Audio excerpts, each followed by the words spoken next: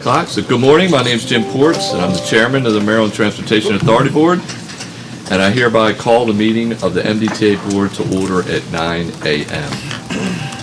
This morning we're having our meeting in person at MDTA headquarters in accordance with the live streaming law. This meeting is being live streamed on the MDTA Board webpage. I would like to say welcome to the members and staff who are with us today. As a reminder, I ask that anyone who is in the room with us this morning refrain from speaking unless you're presenting or answering questions to avoid background noise on the live stream. And I believe we will have a guest at some point, Ms. Leah Bittinger, to our meeting. She's representing the Sussex Community Association, has requested to comment on agenda item number 7, update third generation electronic toll collection system. Therefore, after the agenda is presented, I will ask Ms. Bittinger to move to the presenter seat to make her comments. So I believe she's not with us yet, but when she arrives, we'll make that happen. For those who are watching this meeting via live stream, we have posted the materials for today's meeting on the MDTA Board webpage so that you can follow along if you would like. And we will now begin with today's agenda. With that, we'll go to agenda number 1, which is the approval of the minutes. So moved, Member Cox. I'll second, Mario. Okay, it's been moved and seconded for approval. Any discussion? Hearing none. All those in favor? Aye. Any opposed? Aye. The motion carries. Don't forget member games. What's that? Don't forget member games. Oh, yeah. We get a little delay on the, we do have one member Gaines on the phone, and so we'll just have to work through that and give him a few seconds to respond. Mr. Chairman, may I make a comment before we proceed? Congratulations on being appointed officially Secretary of Transportation. Well, thank you. Yeah. All right. So, agenda item number 2 is going into closed session. We have now reached the closed session portion of our agenda. This closed session is scheduled for the board members and designated staff. Per the Maryland Open Meetings Act, the MDTA Board will meet in closed session under the General Provisions Article Sections 305B1 to discuss the specific performance and appointment of an individual to serve as the MDTA Executive Director. Do I have a motion to go into closed session? So moved, Member Carroll. Been Second. moved and seconded to move into closed session. All those in favor? Aye. All right. Aye. Any opposed? The motion carries. For those persons in the room or on live stream, the board will now be going into the closed session. As soon as we have completed the closed session, we will come back to this room to ratify any actions that might be taken in the closed session and to continue with the remainder of the agenda in the open session. And we appreciate your patience. All right, members?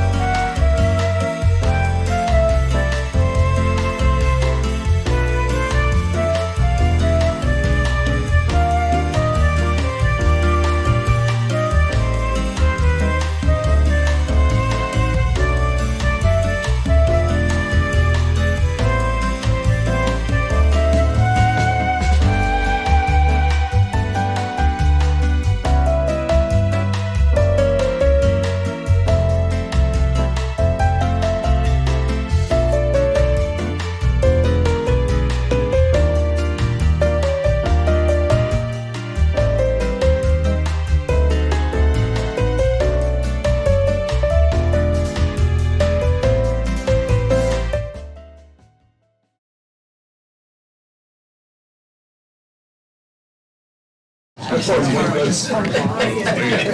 jury's out for a minute and a half.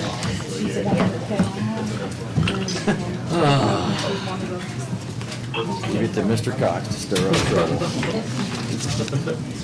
You sure you don't want to switch sides of the table? I learned how to kick it. Thank God somebody is. Okay. All right, well, good morning again. Time is...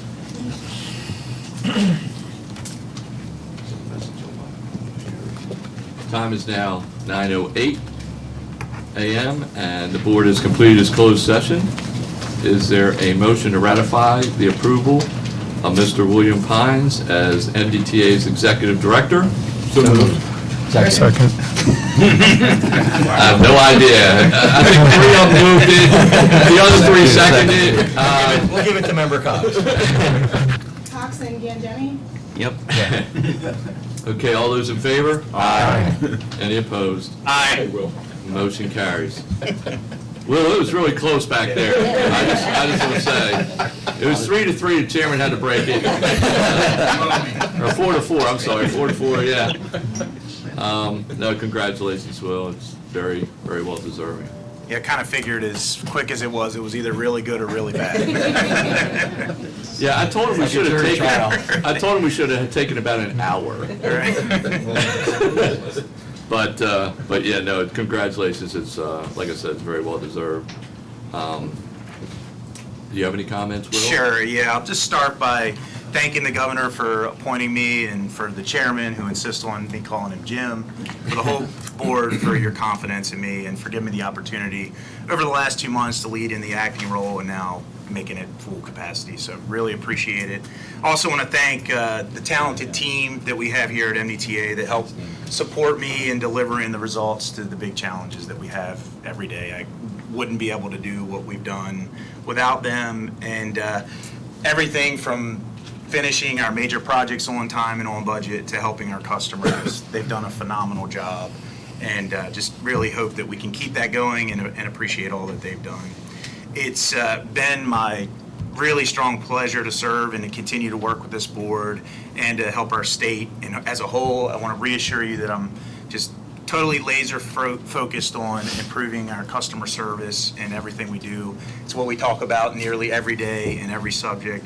But I also know that the board has a fiduciary responsibility, and I commit that in every action we take, every decision we make, we will always make sure that we're thinking about that along the way. So just, again, thanks for your vote of support, your confidence in me, and just look forward to the great things we're going to get done in the future. Thanks. We need a piece of tape to put over the nameplate. Or a Sharpie. Yeah, no action. We'll Yeah, have a new one next month. that, now you can promote Joey too, right? Yeah, The yeah, full-time. and actually I don't know if everybody's met Joey. Yeah, you should introduce Joey, go ahead. I don't have a beard anymore, so warning in advance, but it's good to see everyone again. And thank you, it's been a great opportunity these last 2 months to serve in the acting chief operating officer. Joey joined us from MDTA. He was their deputy administrator there, has a tremendous amount of operational experience, and has just stepped right in and hasn't missed a beat. So really appreciate him coming and joining us, along with a lot of new faces as we have made some big moves. So thank you again. Yeah, and I'll second that one. We stole him, no question about it. It's only fair. From MDTA, and quite frankly, Will and I worked very, very closely with him because the district he represented, the area he represented the most was around the Bay Bridge area. So he's very familiar with our issues. He's very familiar with us. We have had a tremendous collaborative relationship with MDTA over the last few years and trying to keep things moving together. And so he's going to be a tremendous addition to MDTA. And so thank you, Will. Congratulations again. Like I said, well deserved. It's been great working with you. And that'll bring us to the next order of business, which is resolutions. Years of service recognition. Will Pines, Executive Director for the MDTA. Thank you.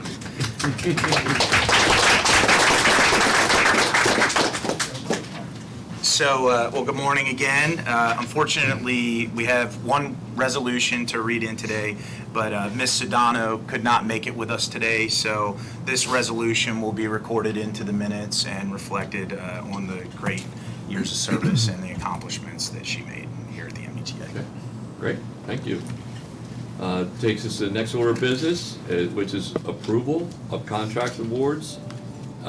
It's the Panasonic FC55 laptops and extended warranties for MDTA Office of Information Technology. Donna DeServo. Good morning, everyone. Sorry to break your hearts. We only have one contract to present. Oh, This is a small business reserve contract off of the, excuse me, Department of Information Technology desktop, laptop, and tablet 2015 master contract. It's a blanket purchase order for the 150 laptops and extended warranties for the MDTA police. There was no MBE goal for this contract because they're not required for these functional areas. Off of 3 bids, we're recommending award to USC Canterbury Group in the amount of $587,235. They were ranked first technically and financially for an overall ranking of 1. There was no protest on this contract, and we're asking and seeking your approval. Any questions from members of the board? I'll move for approval. I'll second. It's been moved and seconded for approval. All those in favor? Aye. Any opposed? Motion carries. Thank you. Thank you, Donna. Thank you. Next up, agenda number 5, fiscal year 2023 Department of Legislative Services budget analysis. Chantel, Good morning. good to see you again. Thank you. Good morning. See everyone as well. For the record, I'm Chantel Green, Director of Finance here at the Transportation Authority. Today I'll be providing the board with a brief overview of the Department of Legislative Services fiscal year 2023 budget analysis document. Before I get started, I just want to make you all aware that I'm going to be toggling back and forth between 3 documents today. If you look in tab 5, attachment 1, which is the DLS budget analysis document, attachment 2, which is the agency's responses to the DLS analysis, and attachment 3, which is language that was adopted by the House of Delegates. Okay, so with that, we'll turn to the first issue, which was raised by DLS, and that's found in attachment 1 at the top of page 21. In short, the write-up provides a brief summary of the Office of Legislative Audit's report and discusses the audit finding regarding customer overbillings.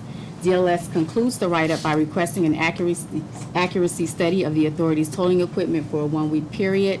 The study is to include any occurrences of customer overbillings and the cause of the overbillings, and address the agency's process for ensuring significant tolling issues are identified, stopped, and corrected. You'll note in the agency's response that the authority concurred with the request for an accuracy study. The second issue begins at the bottom of page 21 in attachment 1. The DLS write-up provides a brief summary of the pausing of the mailing of NOTDs due to COVID-19 and the tolling system conversion. The analysis then goes on to discuss the backlog and the billing strategy used by the authority to avoid sending large bills to customers. Exhibits 12 and 13 on pages 22 and 23 show the call center's monthly call volume and average call wait times from February 2021 through January of 2022. The authority was asked to comment on the ongoing backlog and to provide an update of the hiring of call agents and whether the agency is on track to meet its timeline of processing the backlog by summer of 2022. Turning to page 2 and attachment 2, the authority begins its response by noting that, like other businesses and agencies nationwide, the authority and the call center vendor have been significantly impacted by staffing shortages, retention challenges, and COVID-19 related quarantining and absences. And that, as shown in Exhibit 13 of the DLS budget analysis document, call wait times are declining with increased staffing. There are now over 200 call agents, up from 63 in November, which is when the agency experienced its peak in call volumes and call wait times. The authority also notes that in response to the request of the board, the governor, and its customers, the board approved a customer assistance plan last month. The customer assistance plan was formulated in response to the three key requests or concerns that were raised by customers. One, to have more time to pay their outstanding tolls. Two, to have additional time to pay outstanding tolls without the consequence of late fees. And thirdly, to be able to go to the customer, or to be able to get through to the customer service center in a timely fashion.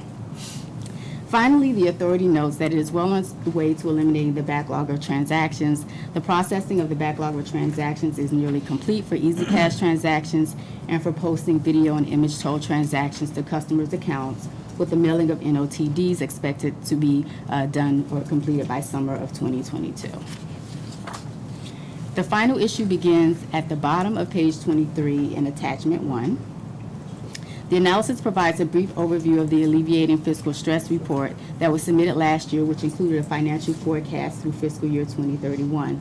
The board may recall that this forecast, along with the report, was presented to the board in December of 2021. In summary, the write-up notes that beginning in fiscal year 2024, the authority is expected to be close to its unencumbered cash target of $350 million. And should the authority fall below its debt service coverage policy, a total increase may be required beginning in fiscal year 2030. The analysis also notes that the forecast submitted by the authority assumed that the TIFIA loan for the Nice Middleton Bridge would materialize, and asked the agency to comment on the status of the loan application and how its financial forecast will be impacted if the loan is not approved. DLS concludes by providing a brief overview or update on revenues throughout January of 2022, and asks the authority to comment on the possibility of a toll increase in fiscal year 2030 and whether alterations to current capital plans could be made to avoid the financial stresses reflected in the forecast. Regarding the TIFIA loan application, the authority advised the subcommittee in its written remarks that the agency resumed weekly meetings with the Build America Bureau, and that the Nice Middleton Bridge TIFIA loan application was recommended by the U.S. Department of Transportation Credit Council for approval, and that the application was awaiting final approval by the Department of Transportation. I'm happy to report that on March 22nd, the authority was advised that the TIFIA loan application was approved by the U.S. Department of Transportation. The agency is currently in the process of finalizing the remaining loan closing items and anticipates closing the loan by the end of next month. Regarding the possibility of a future toll increase in fiscal year 2030 and whether alterations to the current capital plans could be made to avoid the financial stresses reflected in the forecast, the agency noted that its responsibility to operate and maintain the Maryland's toll facilities requires a strategic approach that avoids significant capital system preservation, that entails or avoids significant capital system preservation and expansion costs from clustering within a narrow period of time. As such, the authority deploys strategies such as asset life cycle reviews, long-range needs analysis, and planned debt cycles. The authority strategically issues debt and manage cycles with periods of temporary increased financial leverage to accomplish major capital projects, followed by years of declining debt and new money financings. Currently, reducing the capital budget will come at great risk and cost, given that nearly 3/4 of the 6-year CTP is under contract. Future possibilities for capital program reductions will depend on conditions as well as statewide priorities. As noted in the authority's responses, a future toll increase may be required to adhere to the agency's financial standards, and that irrespective of mitigation efforts, future potential toll rate increases may be periodically necessary to support long-term population or economy-driven system expansion. The response also notes that biannually, this board approves a 6-year financial forecast that ensures sufficient revenues are available to meet the agency's capital budget needs while maintaining the agency's financial coverage ratios. The agency concludes its remarks by noting that if necessary, it can leverage its stable and experienced leadership team to develop mitigation plans and strategies to alleviate financial challenges. As part of the budget approval process, in addition to the recommendations that are proposed by the Department of Legislative Services, the legislature may also consider additional language or actions. If you turn to the last page in tab 5, you'll see budget bill language that was adopted by the House of Delegates. The language restricts funds for law enforcement services provided to the Maryland Port Administration until an Easy Pass performance audit is conducted. The audit is to be conducted by a certified public accounting firm that has not provided services to the authority, and includes several requirements such as statistics on call center wait times, efforts to address the backlog of toll transactions, and technological issues with toll facilities and billings. The language was adopted by the House of Delegates last week and now will be considered by the conferees as part of the operating budget conference committee process. And with that, unless Will or Deb has anything additional to add, that concludes the overview of the fiscal year 2023 budget process. I just want to make one quick point on the customer assistance plan because the plan kind of has more than one part to it, right? One is dealing with the waivers and providing more time to pay. The other was bringing on customer call center agents to be able to be more responsive on the calls. Chantel mentioned that our call wait times are declining, and Joe's going to talk about that a little bit more. But I think it's a really important point that our call volumes have really substantially reduced because you could think that just by adding agents, that's what's been the sole reason that we've reduced the wait times. But in reality, it helps us to know that the program that we put in place was actually what our customers wanted and needed because the volumes are dropping so substantively. So I think that's just an extra point that I wanted to layer in there. It's not just that we've thrown bodies at the problem, it's that we've actually seen that the issues that they were dealing with have been primarily addressed through the program. Thanks. And I think on that point, Will, I think it would behoove this organization to continue to put out press releases like each and every month saying you have 8 months now, you have 7 months now, you have 6 months now, to make sure that we have a historical, We've done everything we can combination to remind them. to remind people that you have until November 30th to pay that bill, or you will get penalties. And I think it's really incumbent on us to keep reminding the public, and quite frankly, keep reminding the press. And the legislature.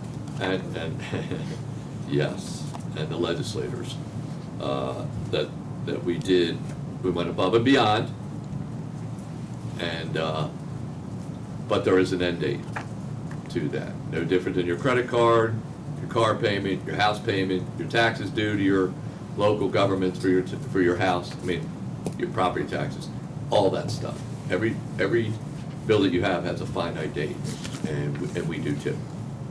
And so we're working with our customers. We're giving them a tremendous advantage that they can take advantage of. But for those who choose not to take advantage of it, they will end up with a penalty. So I think it's important we do that. And I also want to take a minute to really give a big shout out to Alan Garman. Is he here? I don't think he's here, is he? Yeah. Well, you can tell him I gave him a shout out. The Tiffy loan was a big deal that we were able to get that through.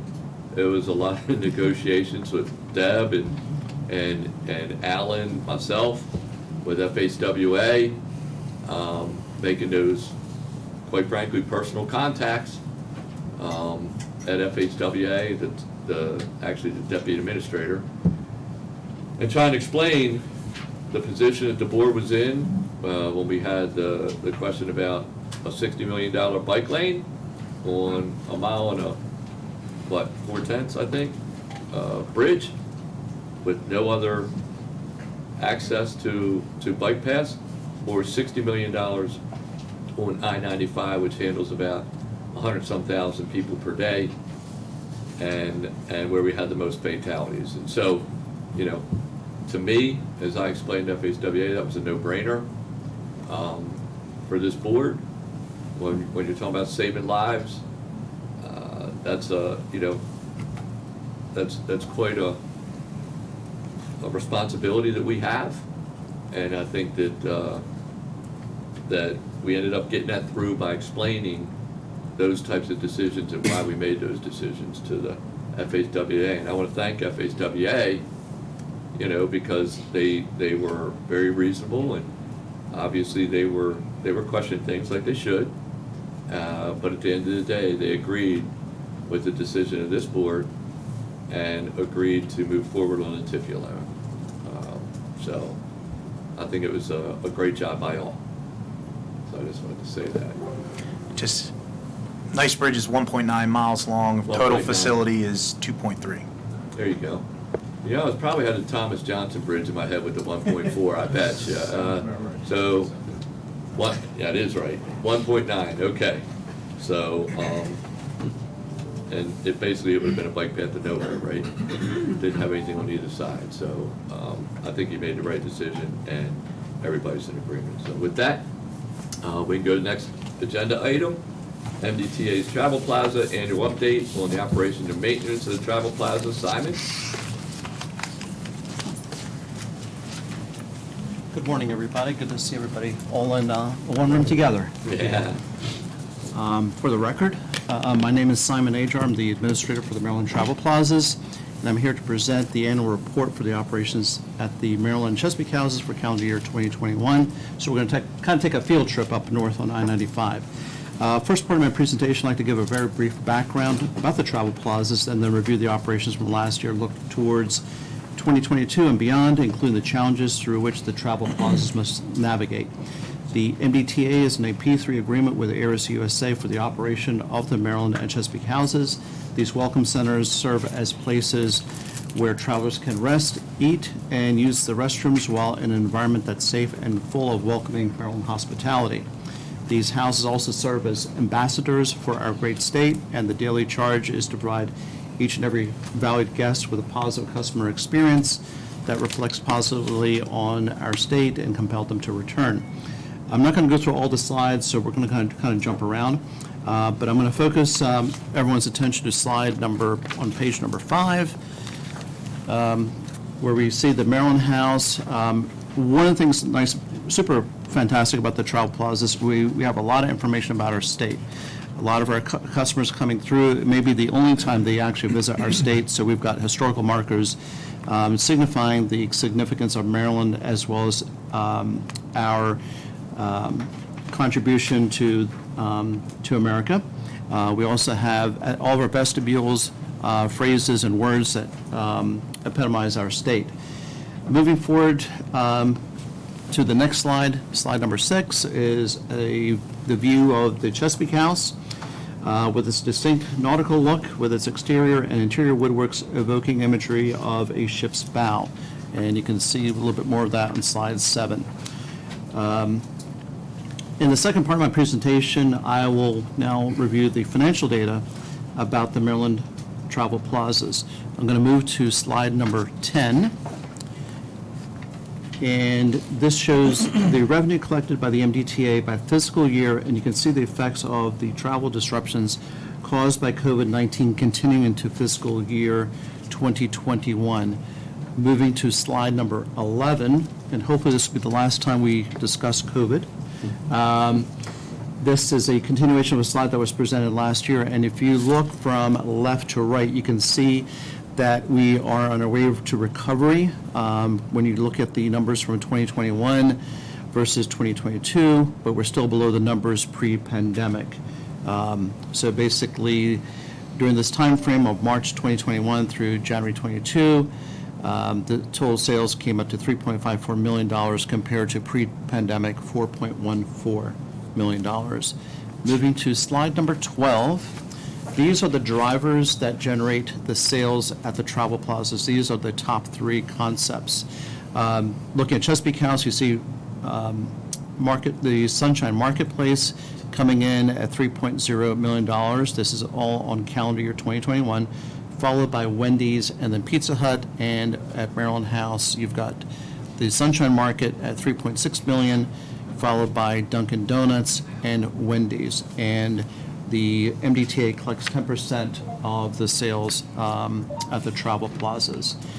Moving to slide number 13, it's crucial to note that the plazas operate in a very competitive hospitality dining environment where one must be quick to recognize change, then adapt and refine as needed.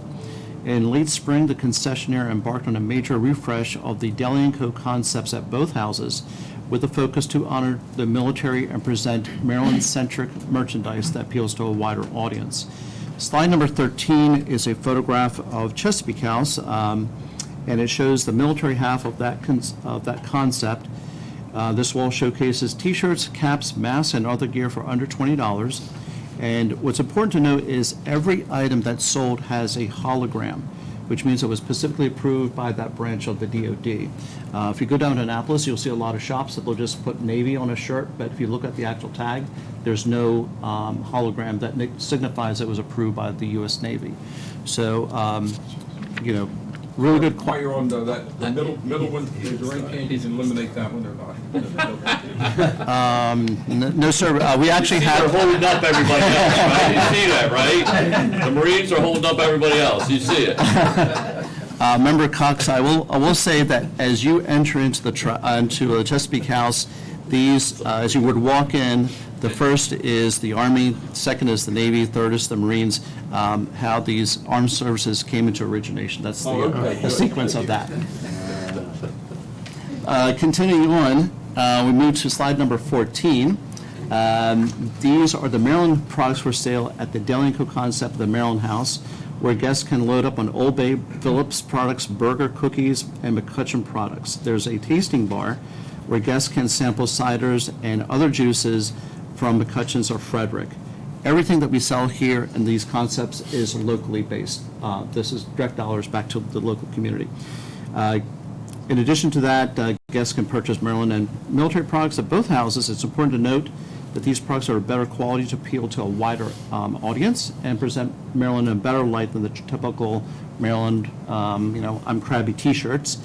The goal is to broaden the appeal to both our guests as well as local citizens, and perhaps more folks will come and do some major shopping at the travel plazas. And I remind everybody that we've got Mother's Day and Father's Day coming up, so we've got some really good, nice products up there. The Deli & Co. concepts had been dormant for more than a year, and it's a positive note that they are generating steady revenue. Continuing improvements, please turn to slide number 15, where you can see before and after photos of the fueling stations at Chesapeake House. Our fuel provider, Sunoco, completed several significant improvements at both houses in 2021, including replacement of all fuel dispensers, upgrading point of sale systems, restroom improvements, replacing the main doors, canopies, and a trade dress to a more contemporary dark blue background. In fact, they just completed yesterday the point of sale system for the diesel truckers at both houses. So this is ongoing, great relationship with Sunoco.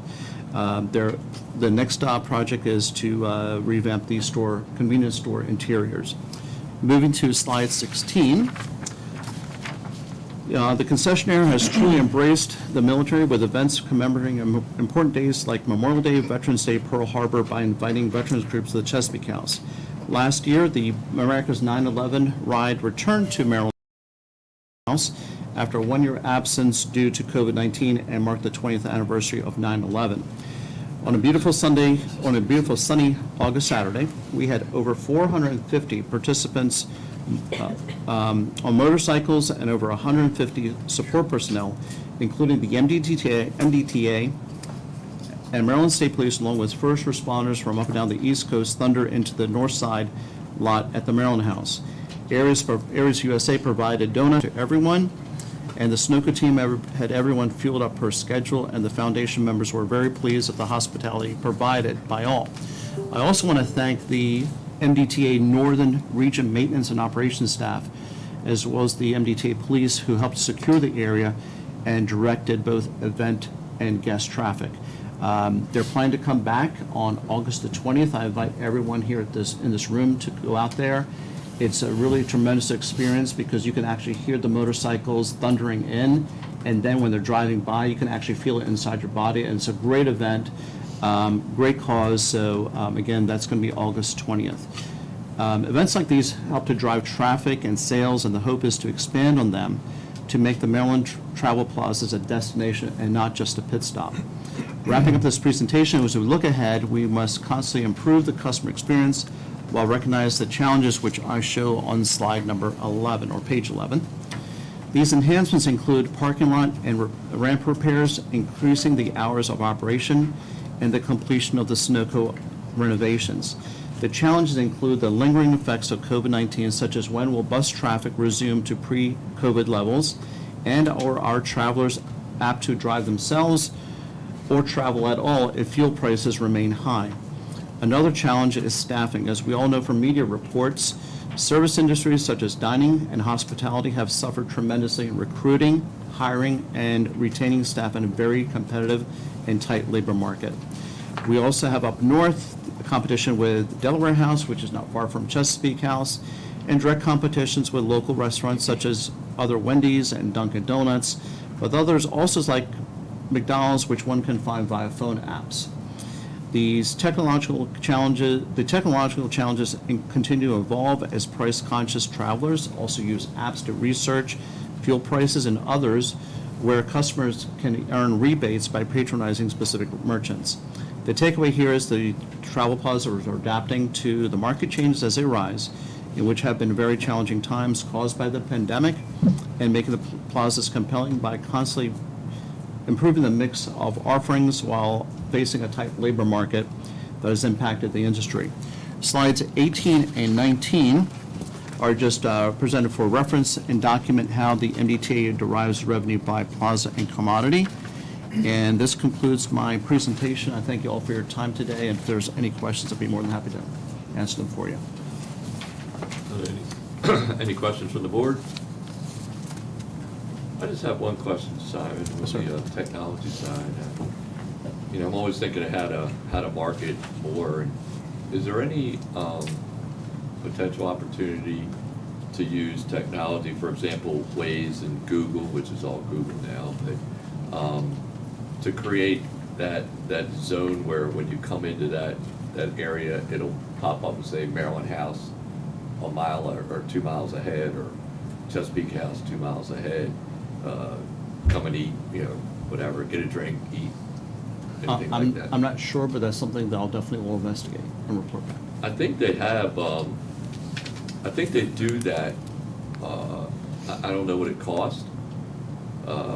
There's probably a fee to it somehow or another, but I know that there's ways they can do that. I mean, I think it's called geo-targeting. yeah, it's like it's geo-fencing, I think is what they call it. Geo-fencing, yeah. Get inside the fence, they grab Once you one. get into that fence, it'll pop up a advertisement or something, letting you know that, hey, look ahead.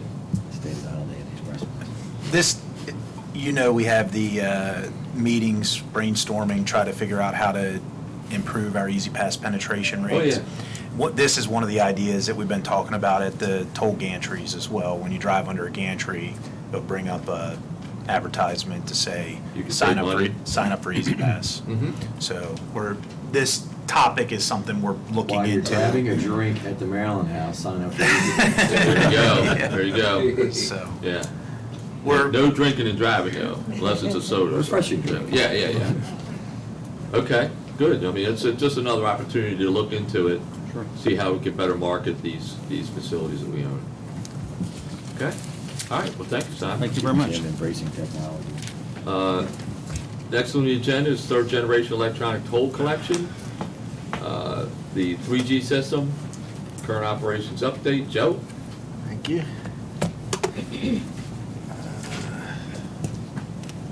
Hi, my name is Joe Quattrone. I'm the 3G program manager. Just before we get into the deck, I'll just highlight a couple significant improvements since the last report.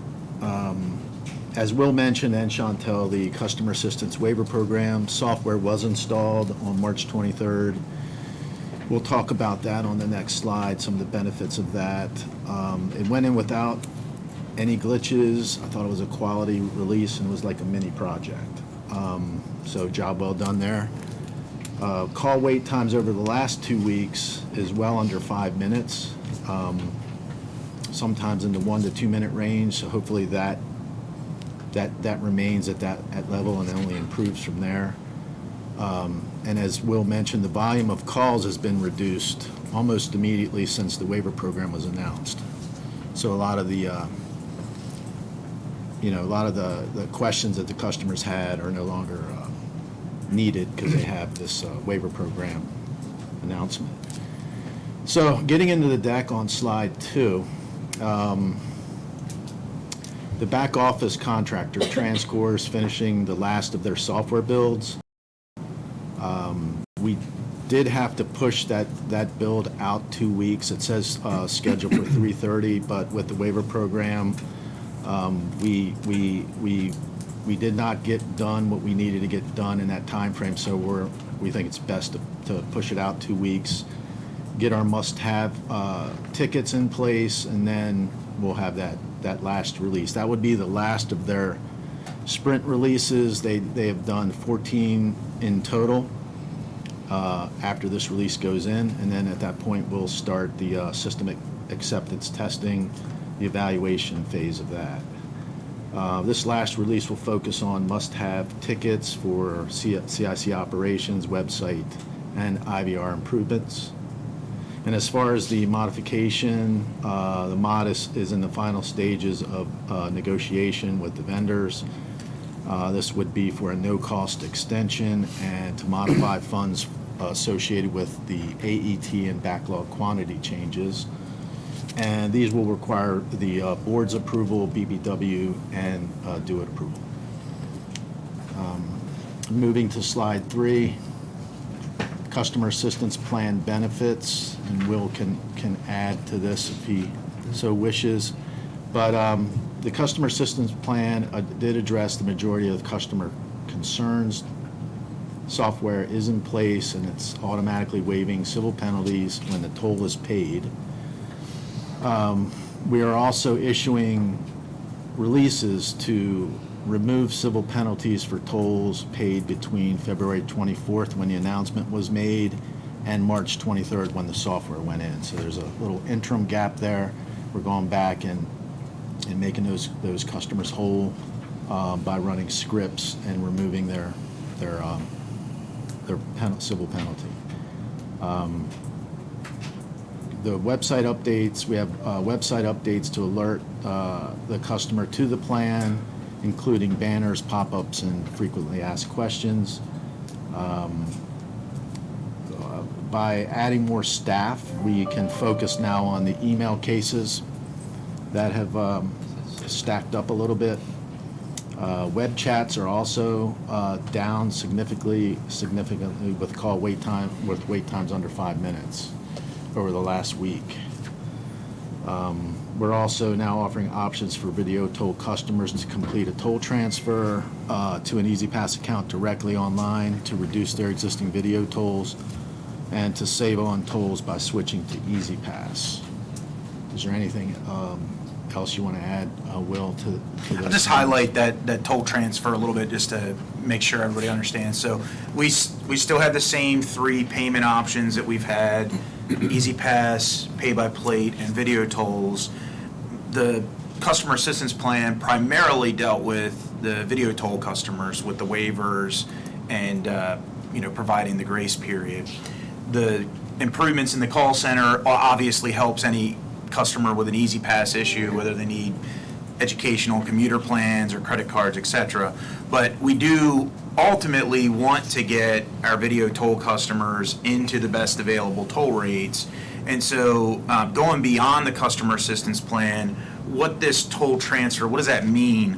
If you go in and you receive a notice of toll due, or you check proactively and look for that 15% early payment discount, there's actually a link on the website. You click into it, it'll tell you how much you will save, and we will migrate those video tolls over to the image toll rate to immediately save them even further. So at Fort McHenry Tunnel, what does that mean?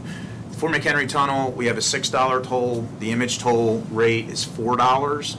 If they elect to become an EasyPass customer, they can select that toll transfer option, migrate over to EasyPass, and get the immediate toll savings on those historical tolls, plus all the tolls going forward in the future. So this is a feature we've never had before. It's automated. We used to only be able to do it by calling in, but we recognize that we want to offer that. We want our customers to utilize EasyPass and make that convenient for them to make the switch. And so that's a feature now available to our customers that kind of goes beyond the customer assistance plan. Thanks, Will. Okay, I'm moving to slide 4, key focus areas. MDTA has one facility remaining for the highway speed AET conversion, that's FMT. The NICE AET conversion was completed successfully in mid-March. The FMT conversion is targeting late summer to early fall. We're still firming up the timeline for the FMT conversion.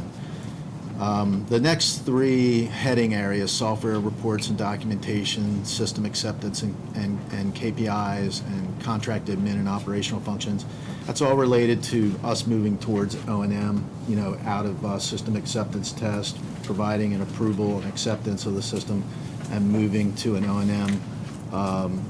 O&M framework.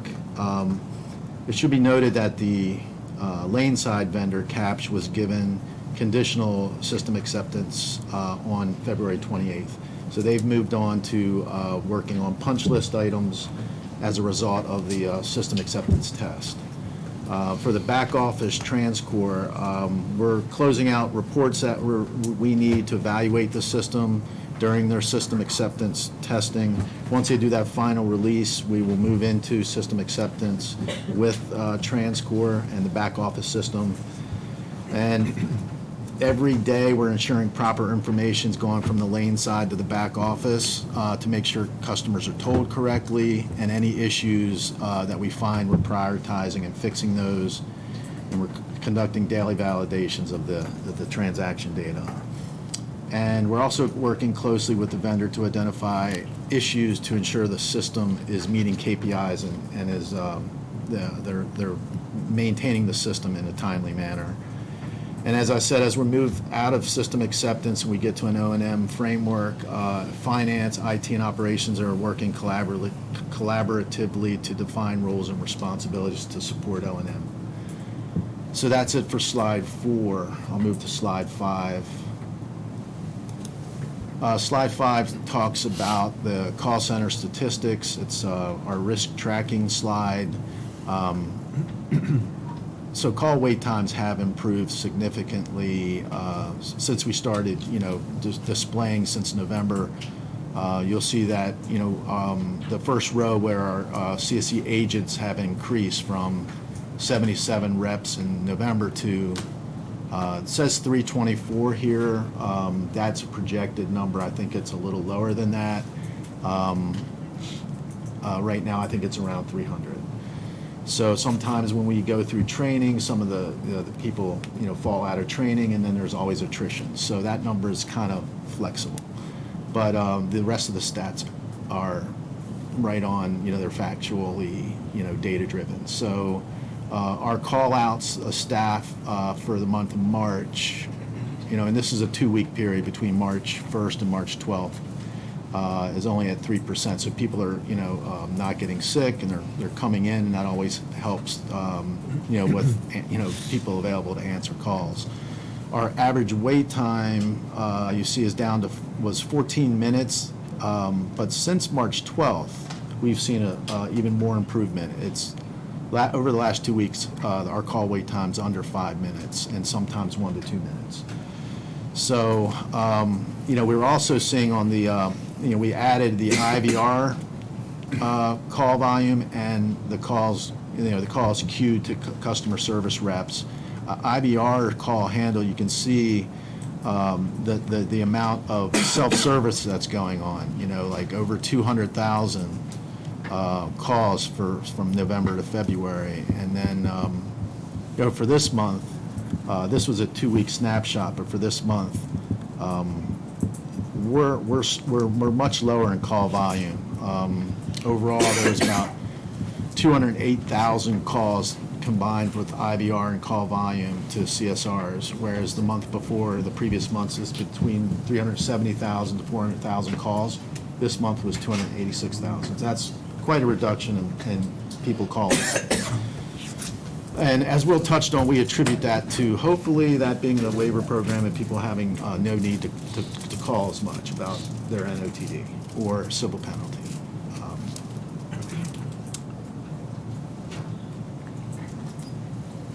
Okay, so that's all I had for this slide. Does anybody have any questions on call center stats. Anything else to add? Good? Nope. Okay. All right, then we'll move to slide 6. This will be our last slide. This is a snapshot as of 3/17. I have some updates on this slide. It says approximately 50.8 million transactions were posted, video transactions were posted to customer accounts. The number as of yesterday was 51.4 million video transactions posted to accounts. And then the 23.9 million NOTD transactions that have been mailed, that's up to 26.9 million. Okay, so that's yesterday's snapshot. So I just want to give those updates. And then overall, as far as backlog goes, we're 99% complete on the Easy Pass transponder backlog, and we're 92% complete on the video backlog, posting those 2 accounts. So we're making good progress there. We are working on some of the backlog transactions that had issue, sort of was missing data or had invalid data. So we fix those and send them back through after we analyze what the problem is. So it's the 99% we're dealing with is 1% of the transactions that had some kind of issue, and it takes a little while to get to the bottom of it and resend those, fix it and resend. So they got aired out and put in reject status, and then we figure it out, send them back through. Let me give an example of that just to help frame this up and make sure that we're clear on what we're talking about. So there's a business rule. We have 2 vendors. We have the lane side vendor that takes the images of license plates, and then we have the back office that processes them. So an example of like what would cause a reject: when the images are sent to the back office for processing, we want to make sure we at least have minimum plate information to validate that it's the correct plate. You can have a front plate, a rear plate, and we need a region of interest of that plate to really make sure we know what we've got. If the criteria on the plates doesn't all show the same information and match up, like let's say you take a picture and there's 10 license plates in the same image, and we get a mismatch on the front and rear because the OCR picked up a different plate, that will get rejected and sent back for manual review. So those are the types of things that are being reprocessed by a human instead of through the automation process. We also have damage plates. I've seen plates where the 1 digit is kind of whited out. I mean, those types of things that occur too, correct? Exactly. Okay. Thanks, Will. So, Bill? like, for instance, let me ask you a question. You see going through the tunnel, through Bay Bridge, wherever, temporary plates. Has that been a problem? And how mounted? I'm not sure So what that is. the system is designed to allow for customers to enter temporary plates and also to enter plates when they have a temporary status like a rental car. That Or you dealer. Or dealer, right. There are some issues with temporary plates. For example, there's fraudulent temporary plates that are easier to reproduce than a true license plate. So that can be an issue at times. But the system is capable of both reading temporary plates. It has to be capable of reading all license plate types out there. There are certain states that have a Marine Corps plate and a Navy plate and an Army plate and I'm on the Marine Corps plate. And so it needs to be robust enough to read all the different plate types, temporary plates, rental cars, all of those, and we have the capability in the system to be able to do that. And there are situations, quite frankly, happened to me. And mine's MIL, so MIL for military, and then the numbers. And there was another MIL plate with the same numbers as mine. The difference is, and this wasn't through MDTA's website, it was through a speed camera, which I was not even there. It was in Prince George's County. I was actually, no, it was in Prince George's County, the violation.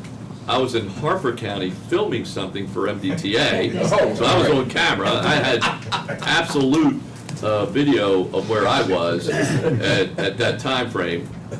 And then, of course, they showed the vehicle, and it was a black minivan, and mine's on a white F-250.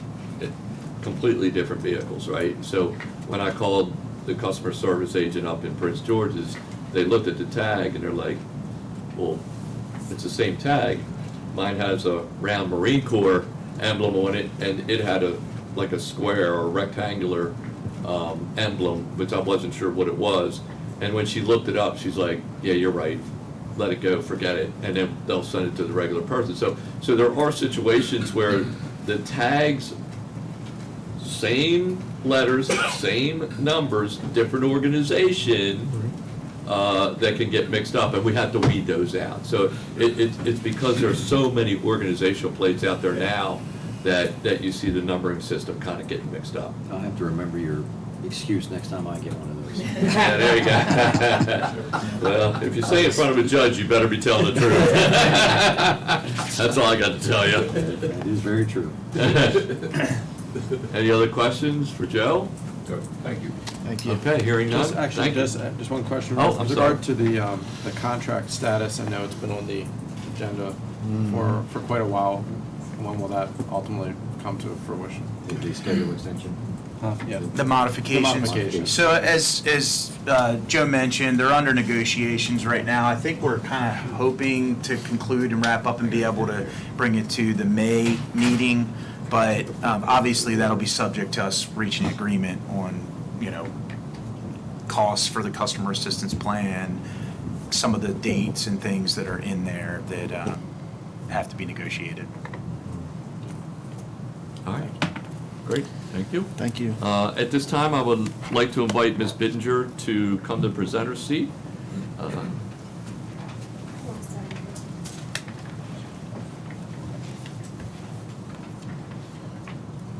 Real quickly, I'm going to have to excuse myself for a few minutes. Sean Powell will take over in my absence for a little bit. I have to speak with some attorneys about another MDOT issue at this time, but good morning, Ms. Bittinger. Good morning. You have 2 minutes to make your comments, and obviously remember that questions will not be answered at this time. Sean, you want to take over? I'll be back, hopefully. Hopefully, yeah. Well, good morning. Before you start, Ms. Bittinger, just for the record, I'm Sean Powell. I'll be the acting chairman until chairman comes back. So Okay. Now the floor is yours, ma'am. Okay, good morning. I'm here to represent the 1,100 homes within my community as president of the community association and the other roughly 85,000 people, give or take, as a board member for the Essex Middle River Civic Council. While they may not all have an issue, these are the people that I advocate for. While I appreciate the effort made to correct the toll issues, it is not enough. This addresses the issue as if it started on March 24th. This has been a known issue for quite some time prior to today. There should have been a retroactive resolution put into place. Waiving penalties, not reporting to central collections, and MVA is great for people who have not already paid hundreds, if not thousands of dollars in penalties. There are people who have been double billed and billed incorrectly and also wrong plates. One from another lane, I've had pictures of those. Some of these very same people have already paid the tolls and civil penalties because they feared the threats of being sent to central collections and or having their vehicle registration suspended, which would have only created more hardship on people already overburdened with financial issues from the pandemic. There needs to be a solution put in place for these people as well. Refunds need to be issued to those who have already paid. The current offer of a solution is both unacceptable and unfair. My big issue is on the 17th of February, I spoke with an MDTA employee, not just over the call center. I spoke with, can't even remember his name now, Bradley. And I directly said to him, can I tell people not to pay these fines? Because he kept saying to me, there's a solution coming up. We're going to have an answer. We're having a meeting, we're going to have an answer. And I said, okay, well, can I tell these people not to pay the fines? I can't tell you to do that.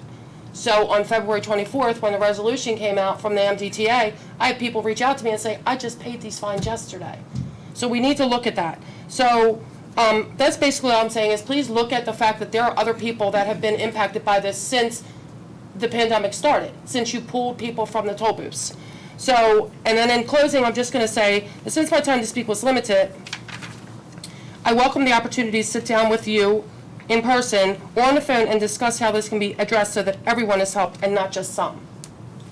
Thank you. Thank you. Thank you, Ms. Binger. Okay. Now we're going to move on to item number 8, major projects. Jim Harkness, I saw him floating. There he is.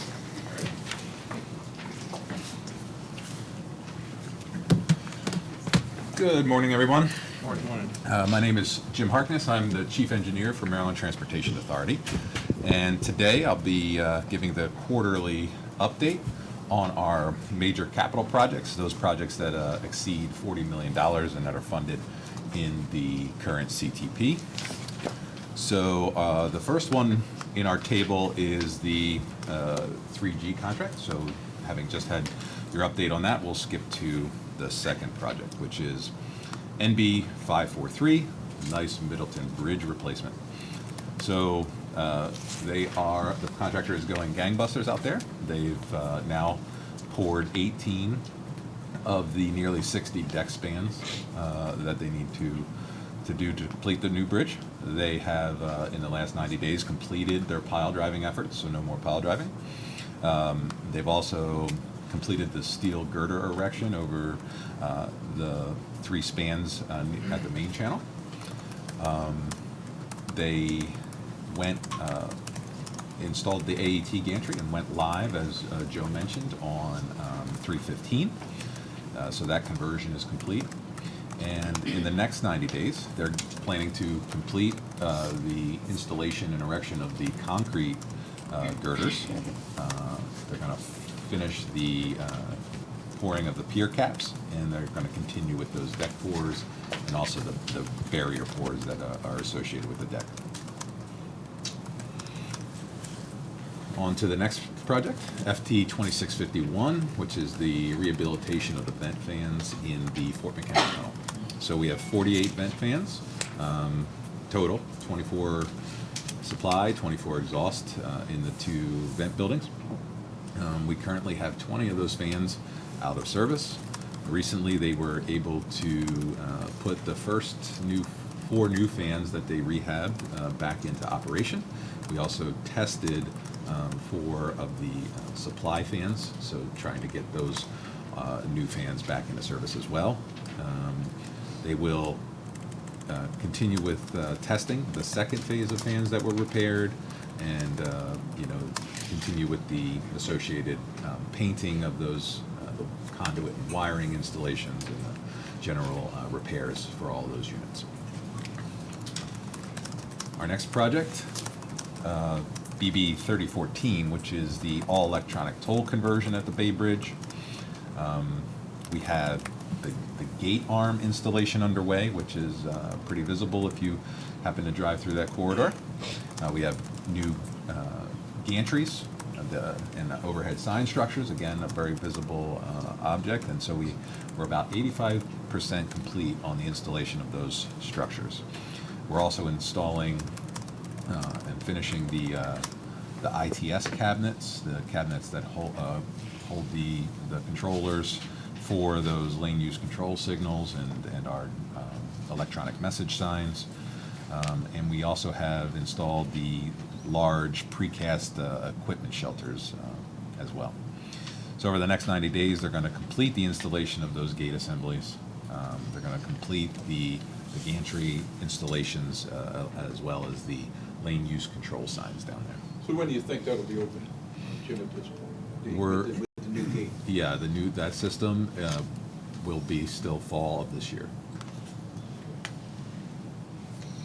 I think it's worth pointing out, too, that there is some benefits to that, trying to adjust customer behavior, driver behavior to a new system, new lane use controls, in pavement lighting, et cetera, during the busiest travel part of the year we don't want to try experiments. We want things that actually work and have been proven. So rolling it out in the fall will allow at least the locals to learn the system well, and anybody else who goes through there, and grow into it when the system's fully functional. And there's a lot of integration and things that have to happen that functionally we need to do it, but there was some logic in I it. went by, about 3 weeks ago, it was a car fire, and it backed traffic way up, obviously. It was on the eastbound lane, and obviously it was just about the time they were ready to do the, Two-way. manual, do the transfer. So this will be really, really helpful. Yeah. Yeah, and so as Will mentioned, what I was describing there and what you can visually see is the physical infrastructure. So then the technology that needs to be integrated to operate those and make sure everything is working properly, that's the part that's going to get developed along with the Eastern Shore project over this summer. Yeah, and this is stating the obvious, but the nice thing about having the visual and the actual hardware there, people can start that, what do you call it, behavior change as far as going through or what to expect. You can kind of line everything up. So they'll be used to it. Absolutely, yeah. It's really pretty cool when you go through there. It went from toll plazas to poof. Now we start to see these things are going to be swinging out. That's right. So. All right. So then we'll move now to KH 3009, which is part of our Express Toll Lane Extension Program. And so this is the Express Toll Lanes from where they terminate near 43 today to Maryland 152. They're going to continue working on retaining wall foundations near the big gunpowder. They're working on a noise barrier, and they have 3 bridge structures currently under construction, including Raphael Road, which was closed to traffic on 3/14 and is projected to open before the end of the year. Next, a second project in that ETL program, KH 3019, which is the interchange with I-95 and Maryland 152. So we issued a full notice to proceed to the contractor on 2/28. He had previously been working under a limited, and we were able to issue full NTP before the end of February. So the contractor is out there working on restriping and excavating in Maryland 152 in preparation for a traffic shift, which will allow us to begin the partial bridge demo. The contractor is also preparing to shift traffic on I-95 towards the median, which will enable them to really begin that widening work on the outside of northbound 95. Okay, staying on Kennedy Highway, but a little further north, we have KH 3024, which is I-95 at Belvedere Road interchange. So in February, this was approved and awarded, you approved it in January. Awarded, though, in February, and we issued a limited notice to proceed so that the design build team could get out there and start doing some preliminary survey. We also awarded an associated off-site mitigation contract on 2/16, and we also executed a couple of outstanding third-party agreements with Cecil County, Delmarva, Power, and SHA, and we recently held the design kickoff and initial partnering meetings. So full NTP for the will be expected next month. All right. Yes. Jim, I have a question. Sure. On the, and maybe if you don't have the answer, it's fine, but on the sound barriers, how does that get determined? Is that a federal requirement? I guess it's an interstate highway. Right. Where they're placed. Where they're placed is, it's all part of the planning study. So we did a planning study back, well, for any project, and at that time you run the noise analysis and you determine what meets the criteria. So there is a federal criteria, and it's it requires the state to have a policy. So we follow the policy that was enacted by State Highway Administration, And then you essentially, through that planning process, go through the effort of monitoring noise levels and then modeling future noise levels. And then that will determine, based on a couple of engineering factors, if you meet certain criteria for reasonableness, affordability, if it's effective at those reducing the sound levels, and then also if it makes sense from an affordability side, that you're benefiting enough residents. Thank you. If I could just add, because we sometimes get questions on this for the ICC and other locations where, noise walls are really for like new infrastructure, like the ETLs. There is, SHA does have a type 2 program where you can retrofit noise walls for kind of dealing with noise after the fact. But typically with our projects, we evaluate and in the planning phase, but if new homes come in after the fact, after that has already been determined that we're going to be putting a highway there, you kind of know what you're getting at that point, and so it's up to developers for those homes to install the noise walls as part of their projects when that occurs. I just want to make that distinction clear that not all noise mitigation is always the state's responsibility. It really starts to move to the developer once they know that we're coming. Thanks. All right. We'll move now. Those projects were all in construction, so now we're moving to two projects that are in the procurement phase. So HT 2709, which is the envelope and switchgear replacements for the Baltimore Harbor Tunnel. This project, again, it includes the replacement of the facade, the louvers that provide the air for the tunnels, roof replacement, as well as the major switchgear electrical components that are for the tunnel operation. That project was advertised, and we've responded to the questions and issued addendum, and we are currently scheduled to open bids before the end of April. Our next project is BB 2726, which is the eastbound deck replacement. The CMAR contractor is continuing to contribute with the team in advancing the design, including plan development, but also performing risk assessments and their marine operations plan. We had the 60% design package submitted and reviewed. We're going to be continuing with that design and advancing to 90% milestone within the next 90 days. And again, major construction for this project is not expected until spring of next year. And a new project to the list. This project is technically still in design.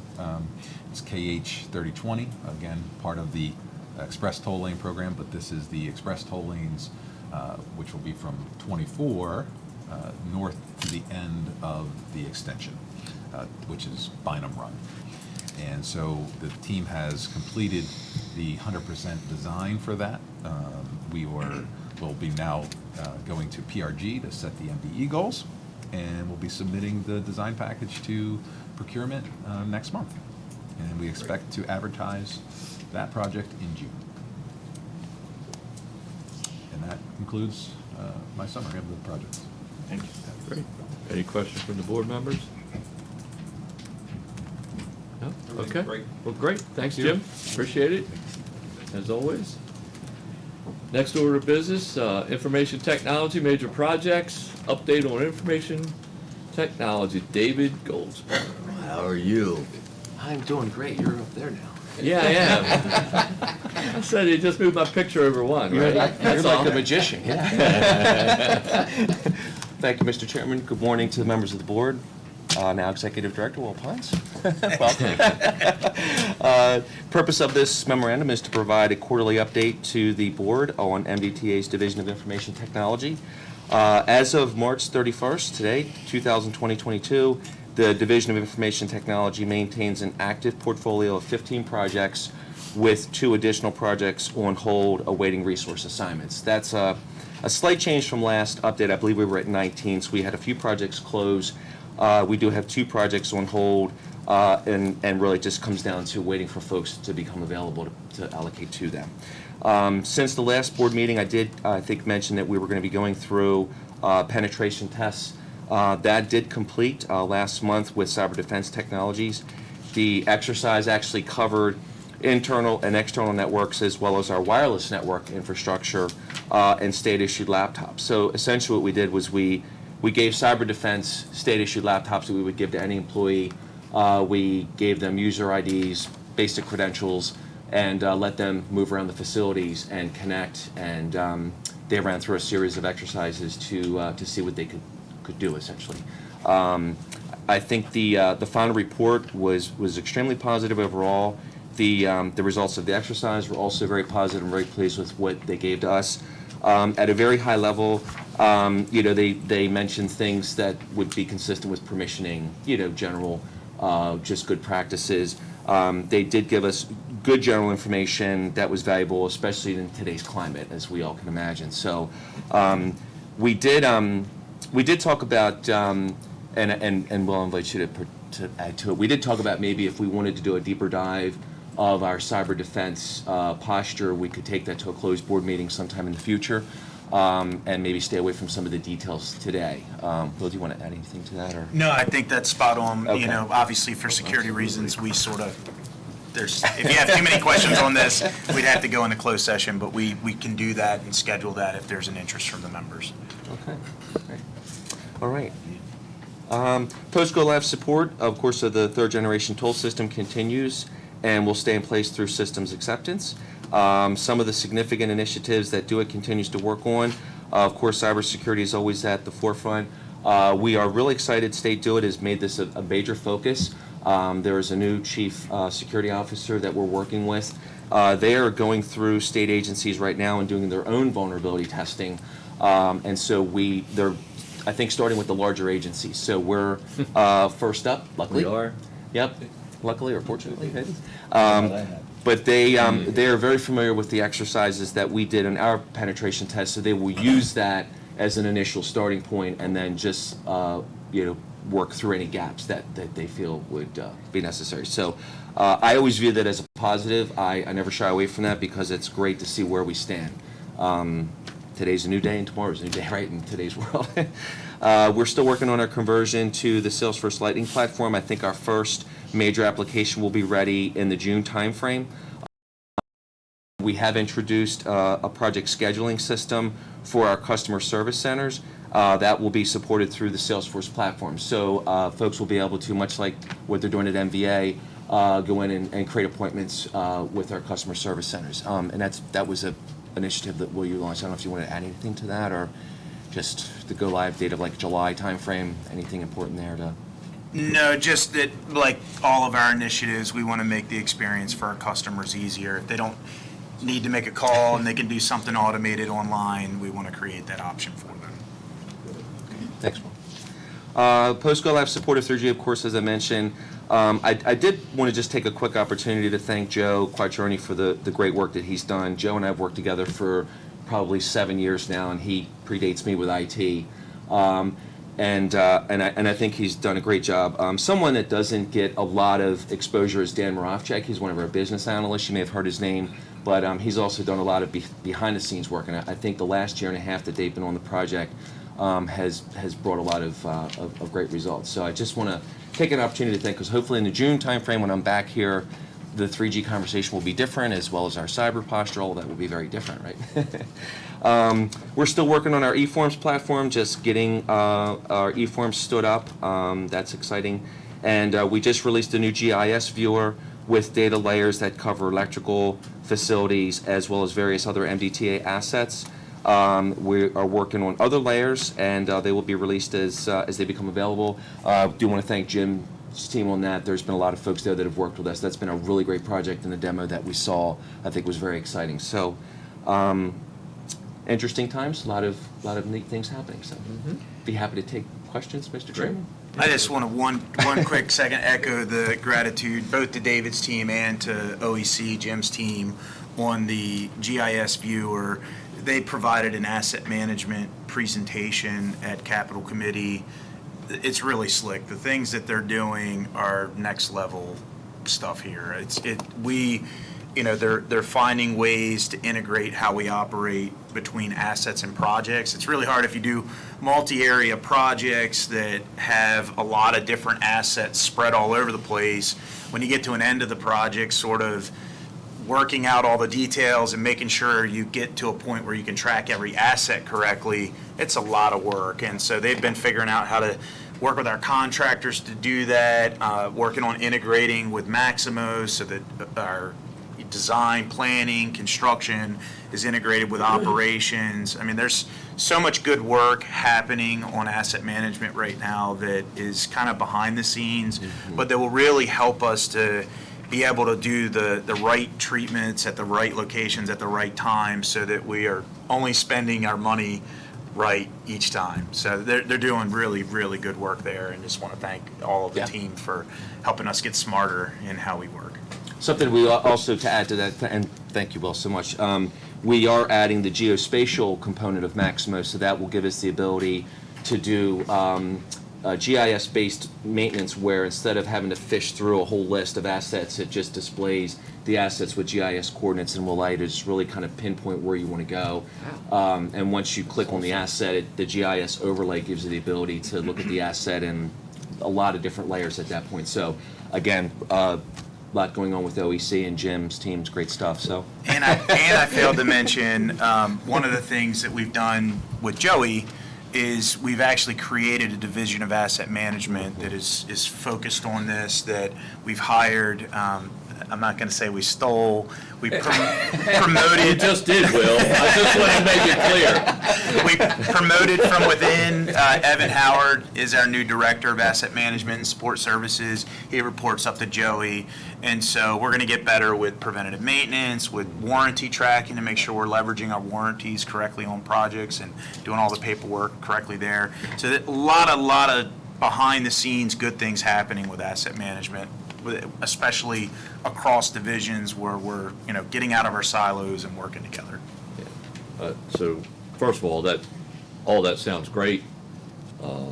Will, as you know, I was the original sponsor of the asset management when I was deputy secretary, that initiative, and exciting to see it coming to fruition.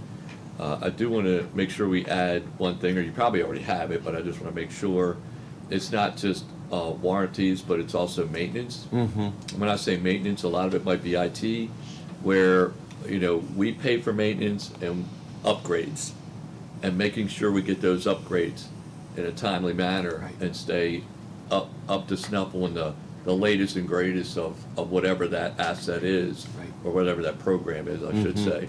Just want to make sure that's added to the list. I think it's very important. When I first got here, or back here, in the Hogan administration, I think some of the TBUs in Maximo, they were at like 2.1, and we were at 6.1. Okay? Yeah. And we pay for that. And we shouldn't have to be going to the vendor and manufacturers to say, hey, you need to give us the upgrades. Yeah. They should be coming in, and we want to keep them on guard all the time, keep them on their toes so that we do get those upgrades and the training. Right. For that matter. But, Well, Jim, you remember the 4.1 I do. gap to 7. I remember calling IBM in and having that discussion. Everybody was very uncomfortable, and that was good because we deserved better. And this is the exact kind of program that we need moving forward, not just for that kind of situation, for all assets. Right. And it's much better to be proactive and do the preventive maintenance before we have to be reactive after the fact. And so I think this is a tremendous step for this entire department. And I would also ask you to work with SHA, because you're very similar situations with how we do roads and construction. I know they're very eager to get moving on to asset management. And I told them that I thought we might at MDTA be a little bit ahead of them, and it would be more than happy to share some of our successes with them to help them along also. So I think we need to work together as a department. Okay. Any other questions from the board members? Okay, great. Well, thank you, David. Okay, thank you. Appreciate it. All right, that brings us to civil rights, fair practices, socioeconomic programs, quarterly update. Percy and Paris. Percy and Paris, yes. Percy and Paris. Sounds like a TV show or something. Exactly. You guys sing or? Okay. No, Jim, we'll leave the singing to the experts such as yourself. And actually, I also understand, not to put her on the spot, but I understand that Don is also pretty good at singing. So, anyway, all right. So, good afternoon, everybody. Good morning, Chair and members of the board. For the record, my name is Percy Dangerfield, and I'm Chief Administrative Officer for MDTA. I'm joined today at the table with Mr. Paris Lee, who's the Acting Director for Civil Rights and Fair Practices. We also have available on the team for questions Ms. Melissa Evans, who's the Acting Compliance Manager, and Ms. Cheryl Randolph, who's the Consultant Services Support for the Nice Bridge. I'm here today to give you guys a quarterly update per the board requirements for our socioeconomic programs. As a point of reference, those programs include our Minority Business Enterprise Program, our Disadvantaged Business Enterprise Program, our Small Business Reserve Program, and our Veteran-Owned Small Business Enterprise Program. So those 4 programs, we're glad to give you an update. At this point, I'm going to turn the presentation over to Mr. Lee, who will give some highlights and refer to some of the charts on where we are with achieving our goals, those programs. Thank you, Percy. Good morning to the board members. Good morning, Executive Chair. My name is Paris Lee, for the record, and I am the acting acting director for Division of Civil Rights and Fair Practices. So we're going to discuss a couple of the slides and the attachments that were part of your presentation. The first one we're going to discuss is the Nice Middleton Bridge, which is part of the DBE program here at MDTA. So on the left column, you'll see the overall contract value for the 5 contracts that are part of the Nice Middleton Bridge repair. And the thing that the numbers tell is that we're on track to meet our goals. So the first column has the overall contract number and the contract value, contract description, and then that third column is what was the committed goal that the contractors agreed to. These numbers are based on the paid to date up to December 31st, 2021. And as you can see in the 4th column, it has the paid percentages to the DPEs as of December 31st. And if you go down, you can see that we're on pace to meet our goals. We can go to the next slide, which is table 2. That table is just basically giving you a description of our MBE numbers as is in the contracting area. And the contracting areas are construction, A&E, maintenance, IT, services, and supplies. So again, we're on pace, just a little bit below the overall goal, which is 29%. But it's good to be at that 24% than no percentage or 5% or something like that nature. Then we'll go over to the next table, which is again the MBE numbers, but it's broken down into the business areas as well. But with the participation by the classifications such as African Americans, Hispanic Americans, Asian Americans, and so on, which are the classifications that we use for not only Federal Highway but for the Governor's Office of Minority and Women's Business Association. So you can see that based on the overall total contract value of $87 million, that is the amount that we have contracted out so far based on December 31st date. The next slide that we're going to look at is table 4, which is the SBR program and our utilization in that area. That area, again, is under the 15% goal. It's at 2.9%, but that is a program that we work in conjunction with the Office of Procurement, and it is a goal that we're trying to address, some things that we're working on, and that we just address it as we can get to it. And then our last program and table that we're focused on is the Veteran Small Business enterprise program. That goal, you see we're above that goal at this time, and what we're going to try to do is maintain that we stay above those goals. And the way that we try to maintain staying above those goals is that, again, you go out on the site, you do contract compliance, but you also work with and try to make sure you're validating the payments in a timely manner. Because what we don't want is that we're meeting the goals here, but then we do the yearly report that we're not meeting the goals because we didn't validate payments or something of that nature. So that concludes the civil rights and fair practices update to the board. Feel free to answer any questions if there are any. I'm sorry, Paris. I do want to bring to the board's attention a couple of points. So thank you, Paris, for walking over, giving us a high-level overview. There's a couple things we look at when we're looking at socioeconomic programs. One, there's a federally mandated requirement which reflects the DBE program, and our single federal program right now is the Nice Middleton Bridge. And of course, we have the state mandated MDE programs. So taking a look at the numbers overall, we're really comfortable with where we are with the DBE program, particularly with the Nice Middleton Bridge. I believe the last quarter we had the opportunity to talk about the OJT requirements, which is part of the federal program. We're actually exceeding those numbers. Right now, the payments and the activity with the contractors, Jim spoke a little earlier about the Nice Bridge. He talked about them actually being on pace. I think the technical term he used was gangbusters. So we're really excited about that, and that program is in a good place. The next thing I want to highlight is our MDE program.